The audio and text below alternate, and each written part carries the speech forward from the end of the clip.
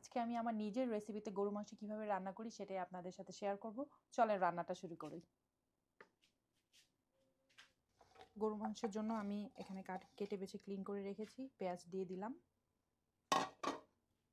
আদা রসুন, গোলমরিচ, মরি গুঁড়া আর লং দারচিনি দিয়ে দিব,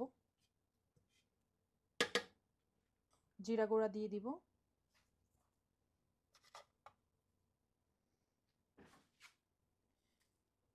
এটা ধনে গুঁড়া দিয়ে দিব 1 চামচ।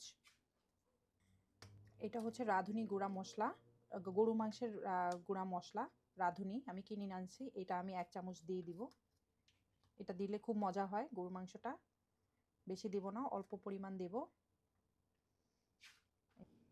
হালকা একটু গরম মশলা দিয়ে দিব এটার সাথে, অল্প একটু, 1/2 চা চামচ। লাল মরিচ এটা টাবে রাখি আমি, এখন আমি এখান থেকে 1 চামচ দিয়ে দিব মরিচ।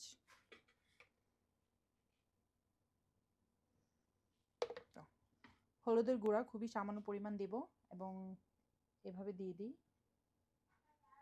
এই তো তেজপাতা দিয়ে দিব, আর এই তেজপাতাটা বাংলাদেশ থেকে কিনে আনছি, দেখেন একদম গ্রিন।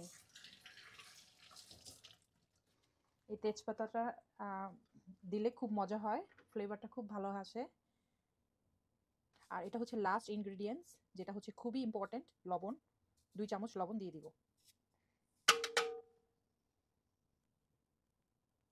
তেল দিয়ে দিব, বেশি তেল দিব না, কারণ অলরেডি আমার গরু গোশতেতে অনেক তেল আছে লাস্ট টাইমের মতো। আর আমি এই কাঠের চামচটা দিয়ে আমি মিক্স করব।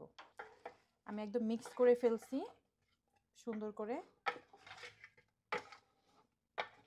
একটু উঠাই দেখি কি অবস্থা। এই তো পানি ছেড়ে দিচ্ছে আর খুব সুন্দর একটা স্মেল বের হয়েছে।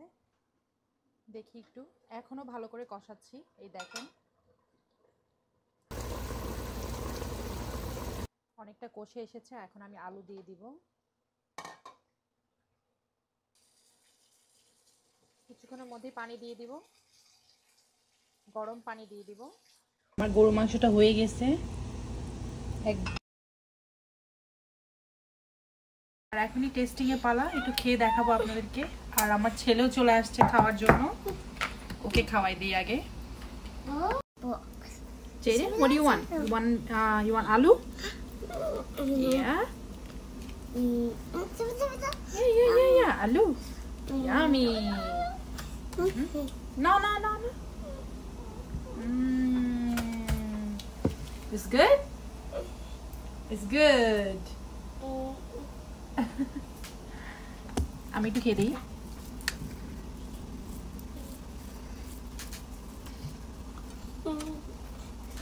So good.